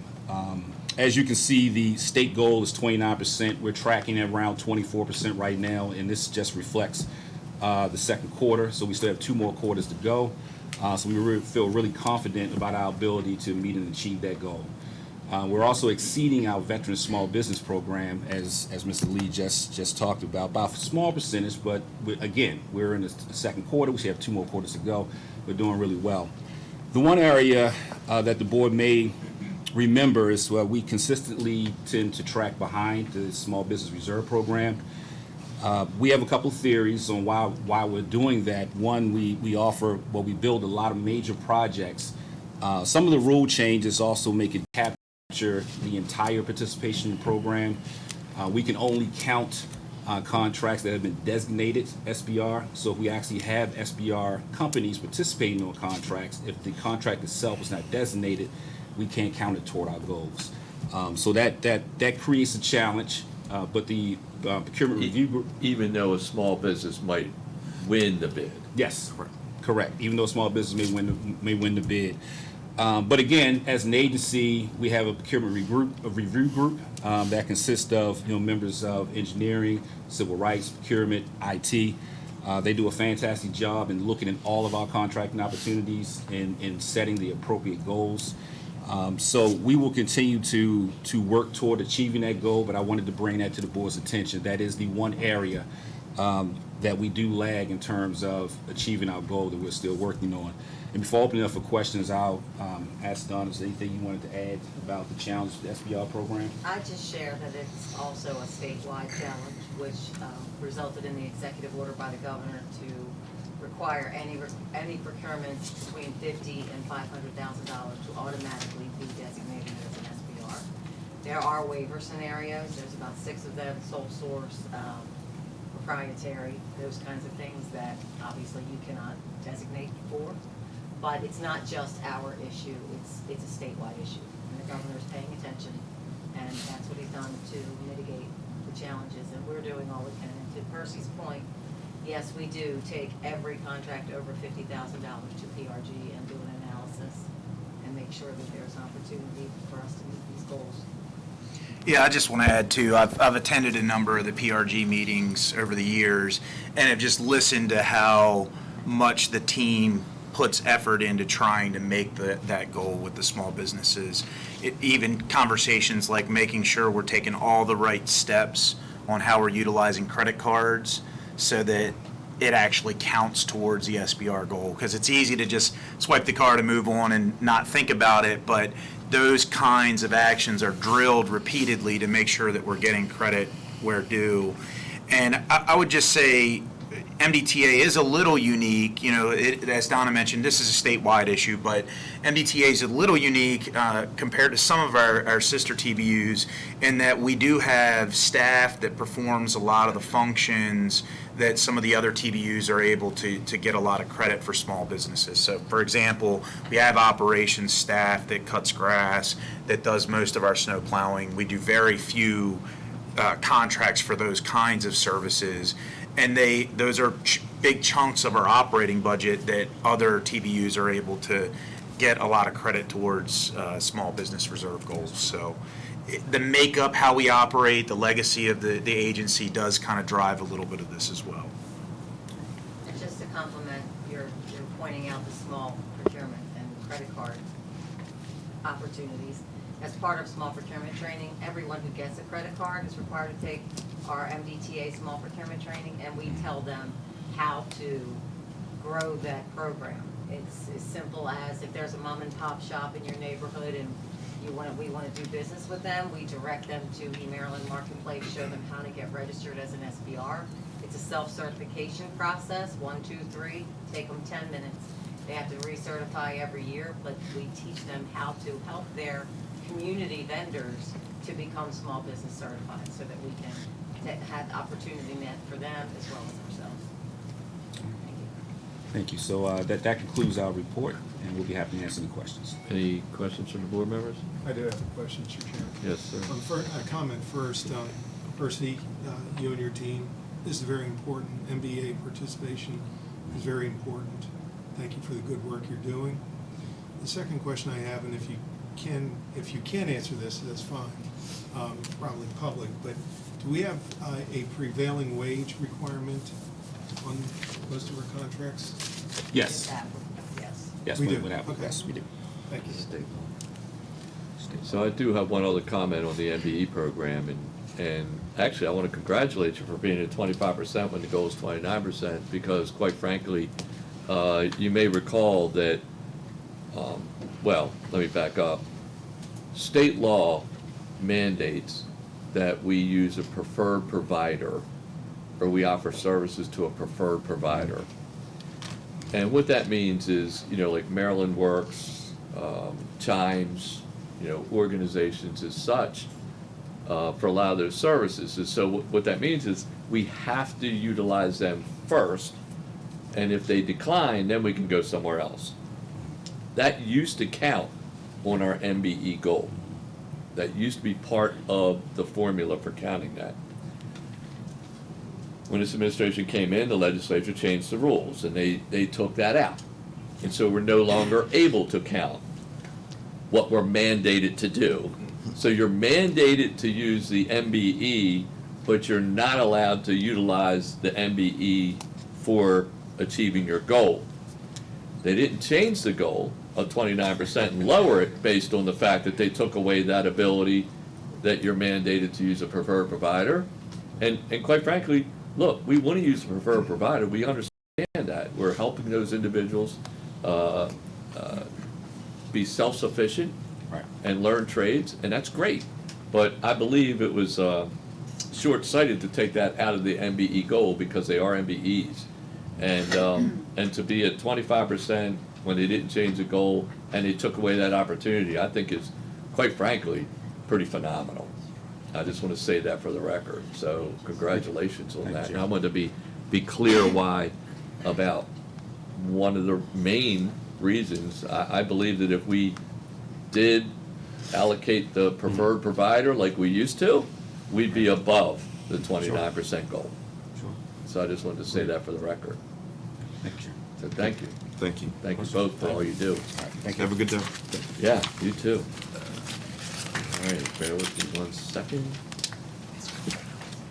Gotta keep flipping back and forth here. Okay, that brings us to the next update, legislative session. Brad? Oh, there he is. There we go. Good morning, Mr. Chairman, board members. I'm here to provide another update of this year's session of the General Assembly. There's a number of bills that impact the agency I'd like to update you on. These we've discussed last month, but some of them look quite a bit differently as they've worked their way through their chambers, and I'll discuss that with you. Delegate Carr and Senator Wallstreicher introduced cross-filed legislation that would prohibit suspending vehicle registration for vehicles that hit the $1,000 threshold of toll debt. The Senate has not taken any action on their bill, Senate Bill 105, but the House approved its bill, House Bill 29, with an amendment added to require the MDTA to competitively bid for a certified public accounting firm to conduct a performance audit of the electronic tolling operations of the MDTA. The proposed audit is duplicative of recent, ongoing, and future audits of the agency. It presents an unfeasible time frame and severely restricts the pool of qualified firms which would be eligible for such an audit. The House-passed bill had a hearing in the Senate yesterday and is awaiting further consideration in the Senate chamber. What committee is that for? That's going to be JPR, Judicial Proceedings. Next, Senator McCray and Delegate Hornberger have introduced cross-file legislation that impact the MDTA in a number of ways. The House has not taken any action on its bill, House Bill 582, but the Senate bill has moved Senate Bill 59 with a number of amendments since last we spoke. Among other provisions, the legislation requires, when feasible and practicable, that the MDTA provide a range of toll options to pay tolls and penalties at toll facilities. It requires the MDTA to issue an invitation for competitive sealed bids for a public-private partnership relating to tolling services or a toll facility. Requires the MDTA to waive civil penalties in accordance with the Customer Assistance Plan adopted by the board last month, and requires the MDTA to offer an installment plan agreement for the payment of tolls. As mentioned, SB 59 has been amended and presents less problems than it did as originally drafted. However, there still are issues. The enactment date to begin offering installment plans by July 1st of this year is unfeasible, and the requirement for competitive sealed bids for P3s would have a significant impact on MDTA's operations, as it require the agency to select certain tolling services and the construction, maintenance, or operation services contractors based on the lowest possible bid received with no consideration of the technical capabilities and solutions of the contractors. Selecting long-term contractors for performance-based services based solely on price as opposed to best value would be detrimental to the state and to Marylanders. Delegate Healy introduced House Bill 38, which would allow the MDTA to recall certain debts from the state's CCU and would provide the MDTA more flexibility to work with its customers. The bill was voted favorably in the House and awaits Senate action. Delegate Foley has introduced legislation originally 3 years, but now has been amended to allow disputes to be heard within 1 year of when the charge hits the account, and includes a sunset provision of 13 months of the date of enactment.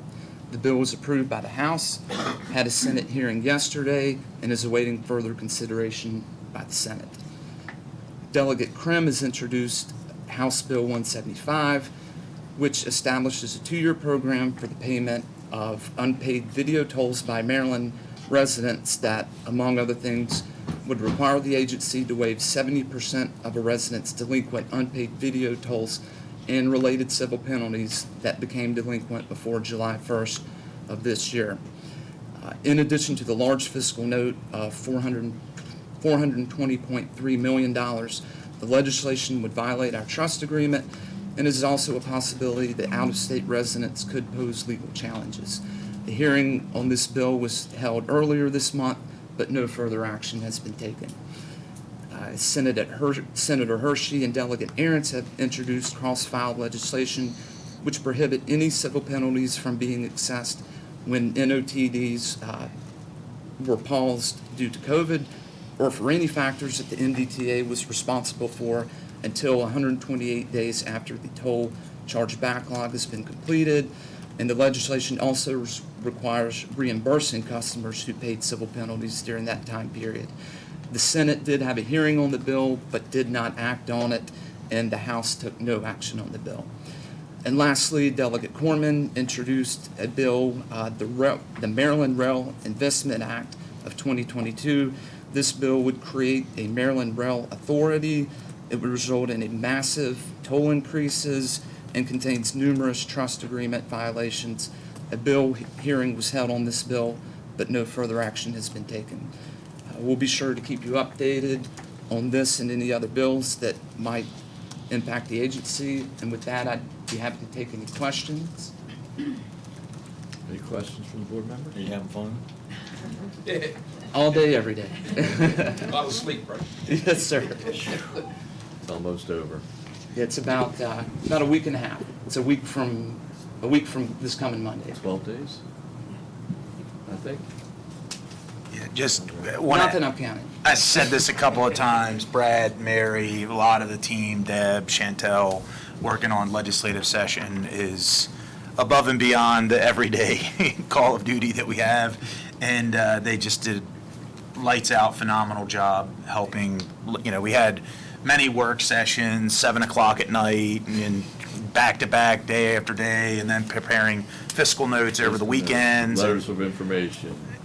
Yeah, it's each one of the bills he read about has multiple times when we have to touch it and be involved, and so I just really want to thank them again. And in many cases, a tremendous amount of research. Research before we do letters of information and before we do the fiscal notes. It's a lot of work that people wouldn't realize for a lot of bills that actually don't go anywhere in many cases. Some bills do. Uh-oh, Delegate Cox? Quote from the future. I mean, what you guys have to do, it just Will said, and the time spent, but Jim knows this, I can tell you, I have spent many a time with the legislative reference and fiscal Bill, who headed the fiscal services department. I'm telling you, sometimes we're at 1 o'clock in the morning trying to prepare for a hearing, and I understand what you guys are going through. Yeah, it's a difficult On job. the other end, let's put it that way. It is, it's a difficult job, but And if I could jump in, not related to legislation, but we mentioned sending updates to members of the General Assembly. That's something that we do often. If it's something going on with a facility in their area, we'll send it to that specific delegation. Big things such as the customer assistance plan, we'll send it to the whole General Assembly, and we make sure to keep them updated on what's going on. Yep, and we did something, I believe, which is unprecedented, quite frankly, for our customer service plan. We sent that information out to every legislator, along with information on how they could help their constituents before they had to make a call, and how to check their system, and had the links for the videos, and all the information they would need to assist their constituents, our customers. It was literally unprecedented, and we received a lot of thank yous. I'm trying to remember if it was when I was still executive director or moving over, or I can't remember, but it was close. And I think it went a long way with trying to get that information out. So we thank Brad and his team. They've done a great job, and like Will said, as well as everybody else, Chantel, Mary, everybody, just everybody. Kim is our go-to person when it comes to legislation. She's actually rewritten some of the bills that were put in, and I want to tell you something, and Bill knows this too. That is no easy task.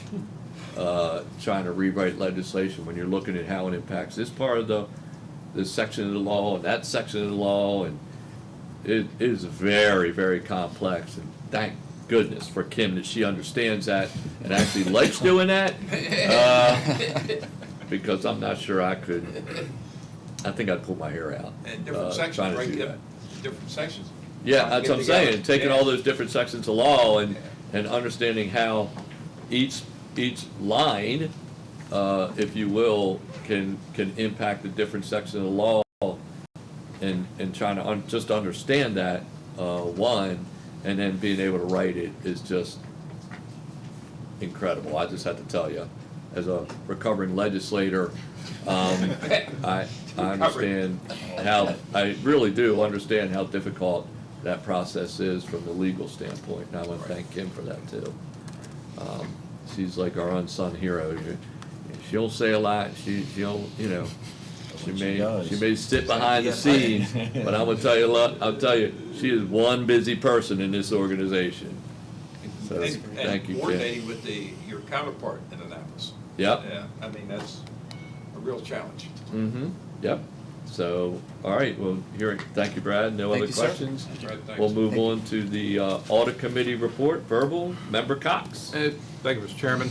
Audit Committee met on March 10th, and the Office of Audits is on track to complete 11 audits for the fiscal year of 2022. 5 audits are complete and 3 in process. The proposed fiscal year 2023 audit plan was presented.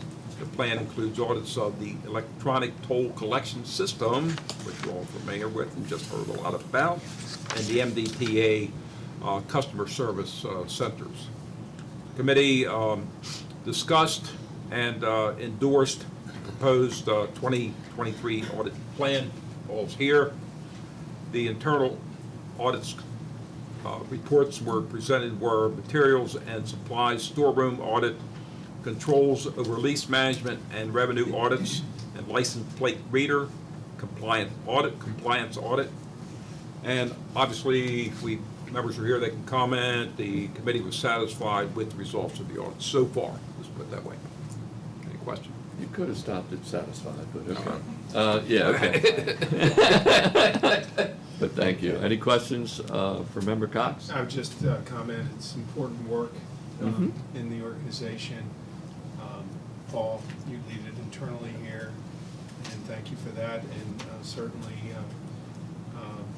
Member Cox here is the leader of the committee, and he does a great job. Chairman Emeritus. We got a great group. Okay, Yeah. thank Great you. group. Yeah, I believe you're right. Great group. Okay, well, hearing no other questions, next order of business, Executive Director's report. Will Pines, Executive Director. Yeah. Well, good morning again, members. This month I'll start my remarks with an item from our Division of Communications.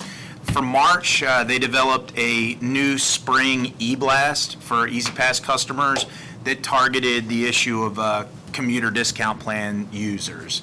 This follows the example of e-blast that we've done recently for our New Year's Eve and Valentine's Day updates, which focused on topics like EasyPass best practices, things like transponder mounting and eye tolls or image tolls.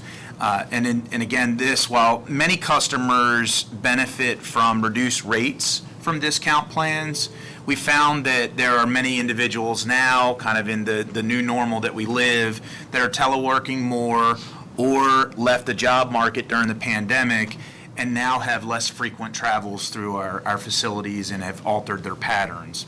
So we found that some of these customers just didn't understand how the discount plans work and needed a better education on that for things like how the plan cycles work. We use a flat rate structure. Some people just think, I sign up for the plan, I automatically get a $1.40 rate.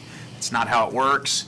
Sort of the video, I would encourage all of you to watch it. It's on the website, and also hopefully you received an email already, and if not, there are some still coming.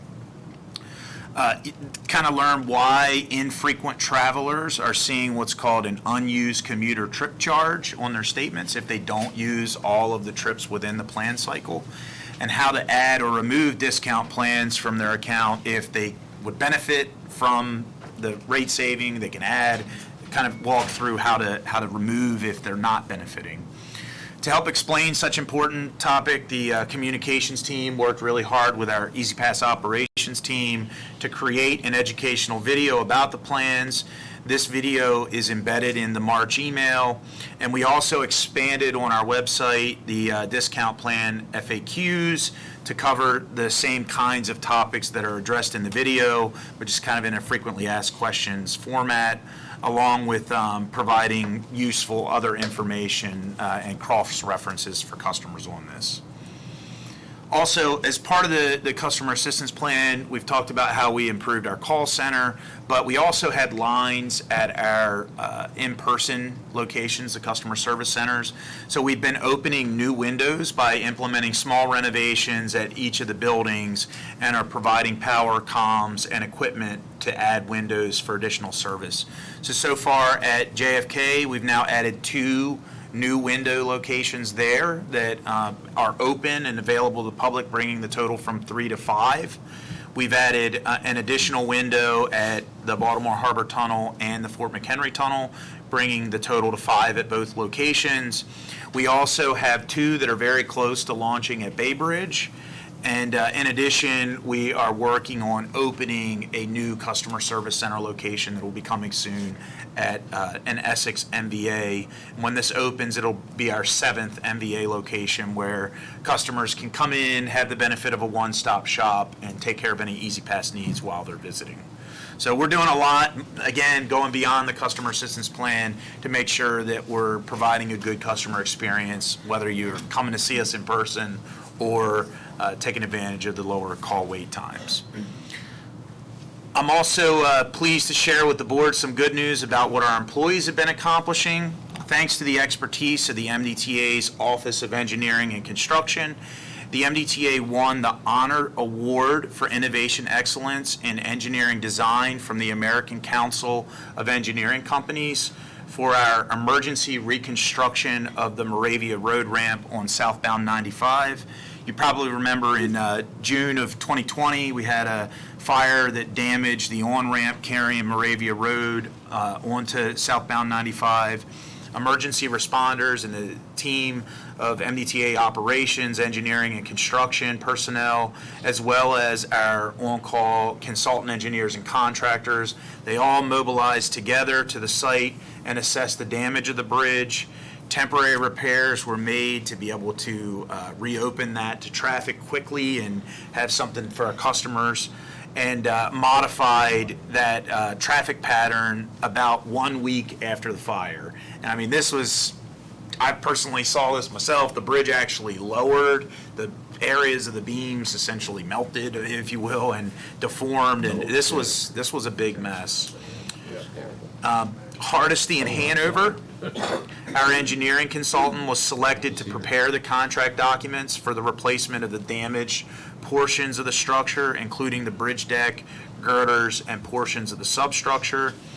The time frame for the emergency inspection, evaluation, which included material testing, LiDAR to figure out like the extent and limits of the damage, and a finite element modeling analysis of the bridge to really make sure everything was designed correctly for such a unique condition. All of the design submittals, that process, the advertisement, everything was completed in about 1 month after the fire. The project was awarded in late summer of 2020, and all construction activities were completed in about 1 year after the fire. And there was staged construction to implement that, so even 1 year was really lights out fast. So I just want to take a second to congratulate Jim and his team for the great work on that emergency response. So now I want to move on to MDTA Division of Procurement item. Donna and several members of her team are here. Our employee Ruth Carnes, who is a certified public purchasing buyer, received the Maryland Public Purchasing Association Harry W. Bain Distinguished Service Award for her volunteer efforts with the association and for her care, knowledge, and passion about procurement. Ruth currently serves as recognition chair of the association. So before I go on,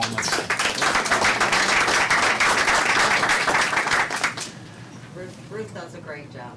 Not only does she do her hard work for MDTA, she does volunteer, do lots of work. She processes all applications for scholarships that MPPA offer for statewide employees and locals to attend training and the National Institute of Governmental Purchasing.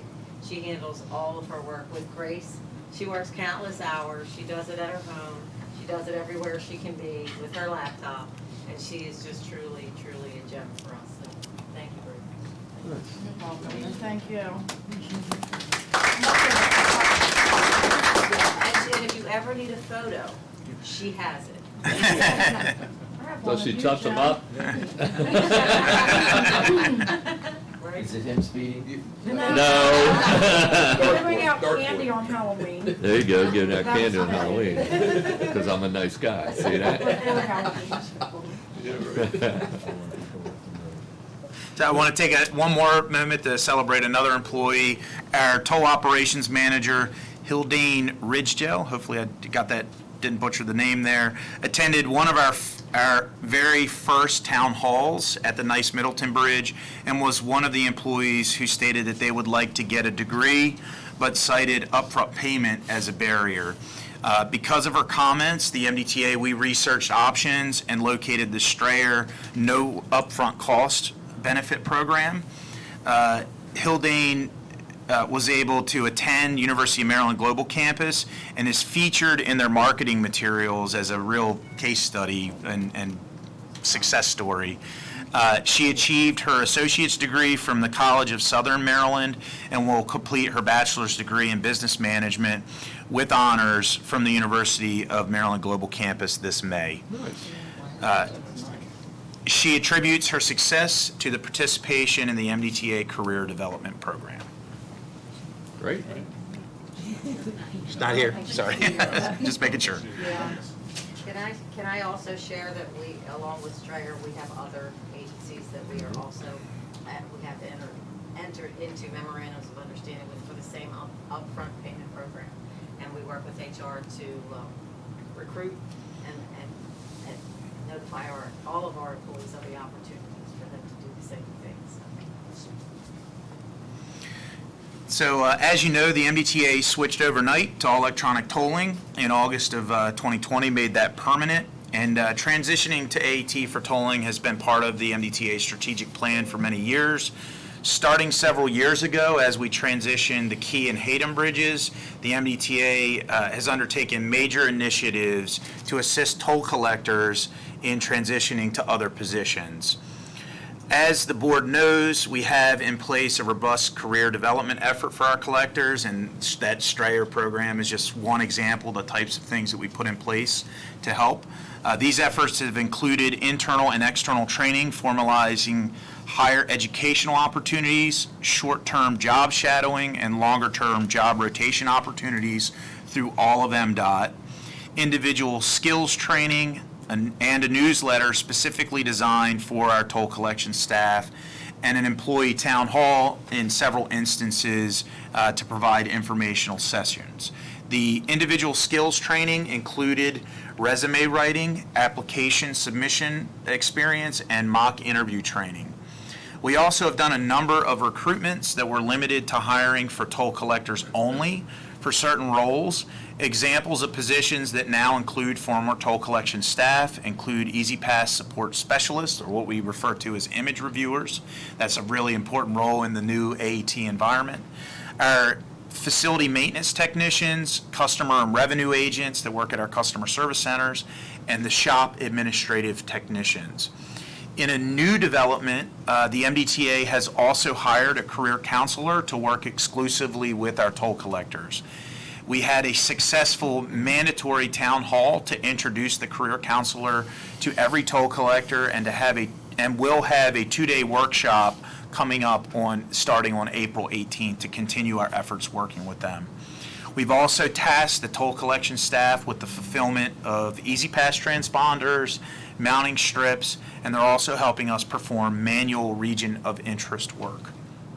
Additionally, the customer and revenue agent positions at our in-person customer service centers are available to toll collectors to apply right now, and those have been limited to toll collector applications only.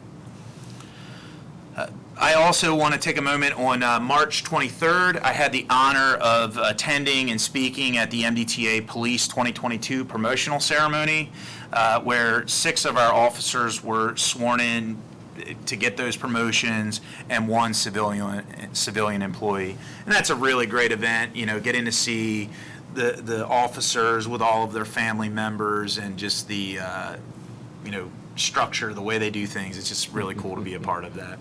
I want to thank Colonel Anderson for inviting me to the event and for his leadership, and every MDTA officer for always keeping our citizens, families, and fellow MDTA employees safe, oftentimes putting themselves in harm's way. And on a final note, I want to remind the board that the next quarterly meeting for the Bay Bridge Reconstruction Advisory Group, or BRAG, will be held on Wednesday, April 6th from 6 p.m. to 8 a.m. in person at the MDTA Police Automotive Maintenance Building located at our Bay Bridge facility. The meeting is open to the public and the agenda has been posted on our website. So I'm happy to answer any questions you may have on my updates. Any questions from the board members? I do want to make one comment, Will. First of all, congratulations, Jim. Oh, there he is, yep. With the emergency response for Moravia Road. That was a critical piece of our infrastructure going to 895, and it was heavily damaged. I remember getting these calls and making a decision to go to an emergency response. And even though we had done some temporary fixes at the time to keep traffic moving, which in and of itself was phenomenal, and when you see this occur so quickly, you can only thank these engineers for how bright they are and how good they are in this organization. And then we took the matter as an emergency order to the BPW, and quite frankly, we got a lot of criticism for, quote, calling it an emergency, and some criticism from the press. But this is an exact example of trying to do the right thing to protect the public, even under criticism. And now you can see we get a national award for what we did, because everybody in the country recognizes how difficult that situation is, and that you do need to take emergency actions and have an emergency response to protect the traveling public. And so I just want to thank these guys, because under significant criticism, they kept moving forward, and you know, we just never looked back at that time and just kept moving forward with it, and again achieved national awards for it. So it just I guess helps me be really satisfied with the work we do here at MDTA. And same type thing with the Bay Bridge. We got criticism and got that done within one season. I mean, we have a lot of talent here, and we're able to take the public criticism, but continue to do the work to benefit the public that we serve. So thank you, and thank you, Jim. And he's one of the smartest traffic guys in the country. I just want to say, we're lucky to have him. At this point, the agenda is complete. So is there a motion to adjourn the meeting? So moved. Second. Okay, it's been moved and seconded for adjournment. All those in favor? Aye. The ayes have it.